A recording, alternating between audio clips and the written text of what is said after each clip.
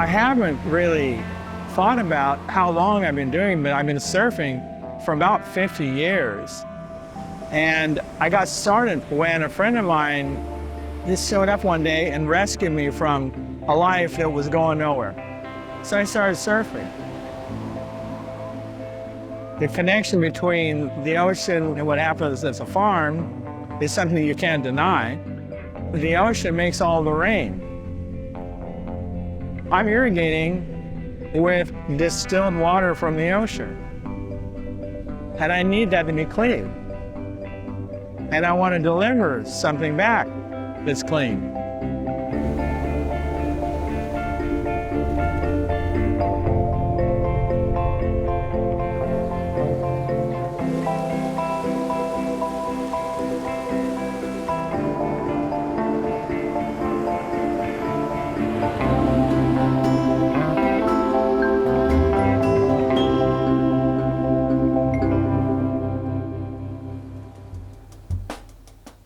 I'm Steve Sprinkel, and I grow certified organic vegetables here in Ojai on 10 acres. And my wife and I own the Farmer and the Cook in Ojai.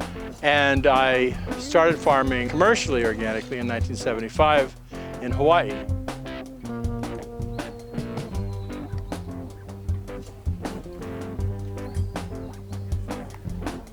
This is the low spot here on this field.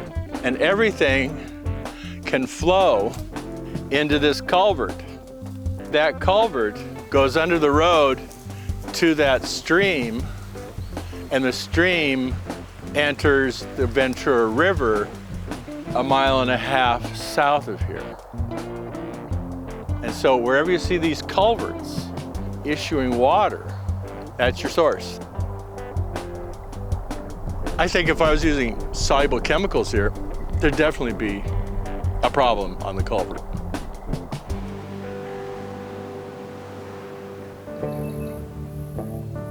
Ideally, you're trying to create your own fertilizer by growing beans like that.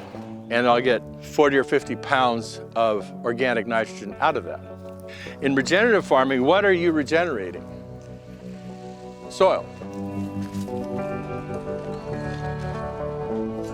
My mentors have been trained as organic gardeners by Chadwick, who really is responsible for a lot of this, because he was the first guy at UC Santa Cruz to establish gardens there. The moment you choose a site for a farm or a home with a garden, you don't say this shall go here, that shall go there. You ask the garden, the ground that you've chosen, what you shall do with it, and it tells you.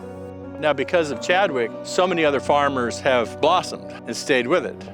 In the UC Santa Cruz system, in the Chadwick system, in the Camp Joy system, it's a diversified planting based on the French market garden system that goes back for centuries in France and in Britain as well.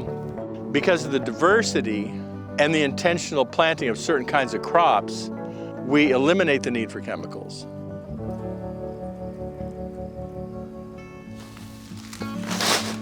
This is organic fertilizer made from soybean meal, feather meal, bone meal, and it's not typically soluble.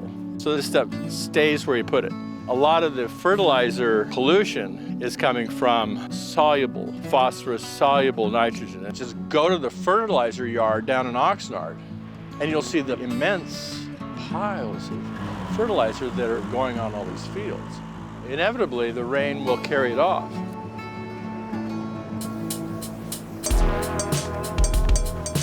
Oh, the Farmer and the Cook is a do-it-yourself project because we didn't have any money, and still kind of a DIY. My mother-in-law owned that building, so Olivia said, why don't you rent it to us and we'll have a store and a restaurant, cafe, grocery store, and bakery.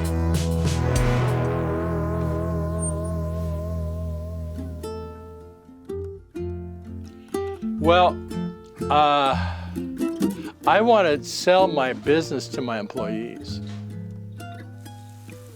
I don't want to sell it to some guy with a lot of bucks out of Santa Monica or something like that. Or so one of these people in town that's snapping up all the restaurants.